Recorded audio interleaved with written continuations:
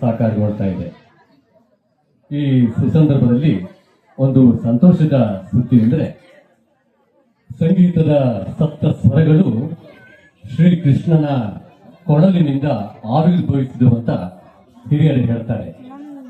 ಅಂತಹ ಕೊಳಲು ವಾದನ ಜೊತೆಗೆ ವಾದ್ಯ ಸಹಕಾರದೊಂದಿಗೆ ಈ ಒಂದು ನೇಮೋತ್ಸವದಲ್ಲಿ ಕಳೆದ 25 ವರ್ಷಗಳಿಂದ ಸತತ 25 ವರ್ಷಗಳಿಂದ 25 ವಸಂತಗಳನ್ನ ಪೂರೈಸಿದಂತಹ ಕೀರ್ತಿ ನಮ್ಮ ಗಾನ ಸರಸ್ವತಿ ಅವರ ಪುತ್ರ ಶ್ರೀಯುತ ಸಂತೋಷ್ ಮತ್ತೆ ಇವರಿಗೆ ಸಲ್ಲುತ್ತದೆ. ಈ ಸಂದರ್ಭದಲ್ಲಿ ಅವರಿಗೆ ಶ್ರೀಯುತ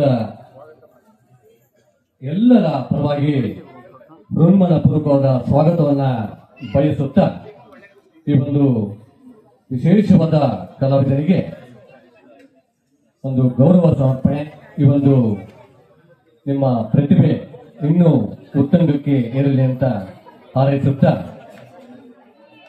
ಇನ್ನೂ ಹೆಚ್ಚಿನ ಯಶಸ್ಸು ನಿಮ್ಮ ಈ ಒಂದು ಕ್ಷೇತ್ರದಲ್ಲಿ ಇನ್ನೂ ದೊರಕಲಿ ಅಂತ ಹಾರೈಸುತ್ತಾ ಒಂದು ಗೌರವ ಸಮರ್ಪಣೆಯನ್ನ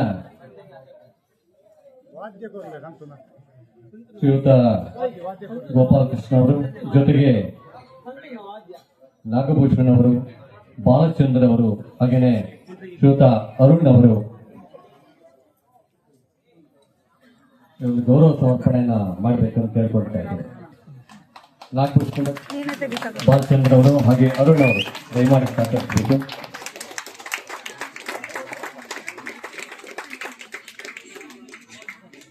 ಈ ಒಂದು ಕ್ಷೇತ್ರದಲ್ಲಿ ನಿಮಗೆ ಇನ್ನೂ ಹೆಚ್ಚಿನ ಯಶಸ್ಸು ದೊರಕಲೆಂದು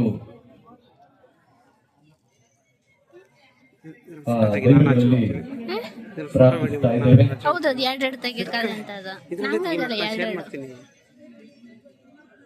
ಹಿಡ್ಕಾಕದ ಇದ್ನ ಹಿಡ್ಕ ಮಾಡದೇ ಇರ್ಬೇಕಲ್ಲ. ಮೀಡಿಯಂ ಮಾಡಿ ತೆಗಿತಿದ್ಯಾ?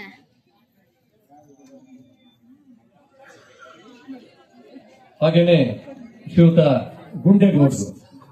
ಗುಂಡೇಗೌಡರು ಕೂಡ ಈ ಒಂದು ನೇಮೋತ್ಸವದಲ್ಲಿ ಅತ್ಯಂತ ಚಿಕ್ಕ ವಯಸ್ಸಿನಿಂದ ಇದುವರೆಗೂ ಕೂಡ, ಹಿಂದೆ ಇವರ ತಂದೆ ಈ ಒಂದು ಕಾರ್ಯವನ್ನ ನೆರವೇರಿಸ್ತಾ ಇದ್ರು. ತದನಂತರ ಇವರು ಅತ್ಯಂತ ಚಿಕ್ಕ ವಯಸ್ಸಿನಿಂದ